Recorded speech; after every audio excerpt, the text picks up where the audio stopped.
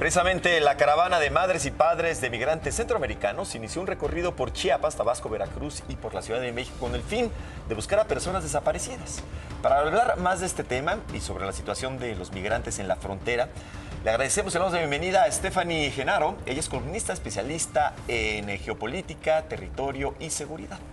Muy buenos días, Stephanie, ¿cómo estás? ¿Qué tal? Muy buenos días, muy feliz de estar aquí hoy con ustedes. Gracias. ¿Cuál es por la invitación. la situación? ¿Qué nos puede decir toda esta situación que viven los migrantes al pasar por México? Mira, en el momento que los migrantes dejan sus países, se vuelven vulnerables, se vuelven invisibles. No hay nadie que esté velando por ellos por la simple y sencilla razón de que no saben dónde están. Ya tenemos registros en México de que muchos son extorsionados, las mujeres son violadas, les roban en el camino y también, claro, no hay que olvidar que seguimos en una emergencia sanitaria. No sabemos quién los está vacunando, quién los está atendiendo en caso de que lleguen a enfermarse. Es un tema preocupante, sobre todo cuando vemos que la migración va a aumentar en los próximos años. Se habla de que estamos ya ante la próxima década perdida en los países que estamos en vías de desarrollo. El FMI dice que el comercio en la región no se va a reactivar hasta el 2027. Ha recortado las expectativas de crecimiento y eso hay que aumentarle la guerra en Ucrania, que está subiendo los precios de los alimentos y de los energéticos. Las condiciones de vida se hacen más difíciles y conforme más frágil es la economía, pues más se sienten los estragos. ¿Cuál es el papel del Instituto Nacional de Migración? Porque constantemente estamos comentando notas del instituto. Bueno, rescataron a no sé cuántos migrantes que iban en un tráiler y que en realidad sabemos que detrás de esas historias pues los rescataron de a quien ellos pagaron para que los trasladaran y entonces se frustra ahí su paso por nuestro país para poder llegar a Estados Unidos, que es lo que buscan. ¿Cuál es su papel? ¿Qué tiene que hacer? ¿Cuál es la postura real de migración ante los migrantes centroamericanos en nuestro país? Es una muy buena pregunta. Creo que las directrices han cambiado. Estamos en un periodo donde tenemos que proteger nuestra frontera porque Estados Unidos así lo pide y de aquí a noviembre va a ser el tema que se va a tratar. Ahora, el Instituto Nacional de Migración, la Comar, están haciendo milagros porque está aumentando el flujo al mismo tiempo que se les ha recortado el presupuesto. Y si comparamos ejercicios fiscales, por ejemplo, del año pasado a este, aumentó un 32% la solicitud de refugio para aquí en México y tenemos muchos menos recursos. Entonces es todo un reto en una situación global que va a aumentar. A ver, dos preguntas que van relacionadas. ¿Es fácil entrar a México? ¿Es sencillo entrar a México de manera ilegal? Y de ser así, ¿sería parte de la solución el hacer más difícil entrar a México?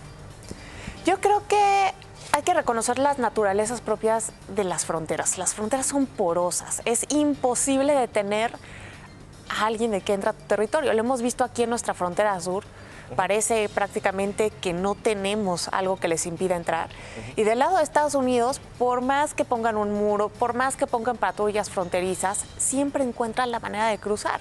Creo que aquí en México tenemos que cambiar el enfoque, tenemos que cuidar más nuestra seguridad nacional, tenemos que saber quién entra y quién sale, pero tenemos que hacerlo por iniciativa propia, no porque Estados Unidos diga que tenemos que detener la migración. Creo que ya es tiempo de hacernos responsables de nuestras propias fronteras y de cuidar nuestros intereses nacionales.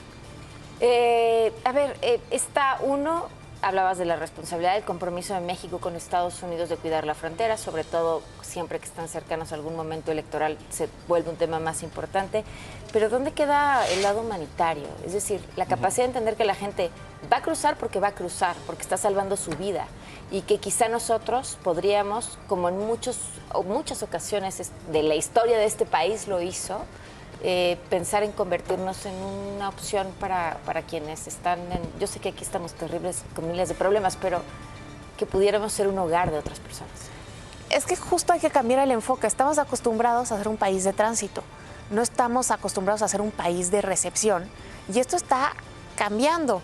Ahora hay que tomar en cuenta que somos un país muy racista entre nosotros mismos y somos aún más racistas con los centroamericanos. De alguna manera hay que reconocer que tenemos nuestro propio Donald Trump interno, no nos portamos mejor que ellos. hay que decirlo.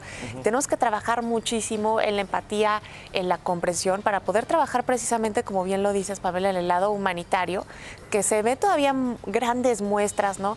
Este grupo de mujeres que persiguen a los trenes y les dan agua, les da comida.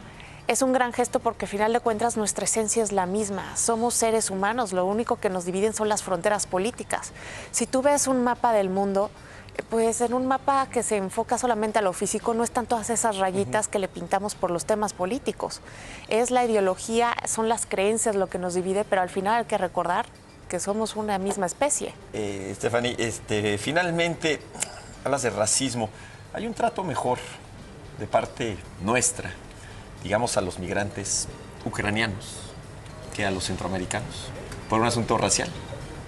Por supuesto que sí, y no solamente en México, en el resto del mundo. Si comparas lo que ha pasado en Europa en el 2015, veíamos a Europa cerrar sus puertas a los inmigrantes afganos, a los sirios, y con los ucranianos se han abierto de alguna manera las puertas. Pero también pasa en México. Aquí en México también, y creo que también hay que aumentar que de alguna manera se les trata mejor porque están lejos. No son una amenaza cercana, de la misma manera que le pasa a los mexicanos con Estados Unidos. Stephanie, te agradecemos muchísimo Gracias. que nos hayas acompañado. A ustedes, que tengan un excelente día. Muchísimas gracias.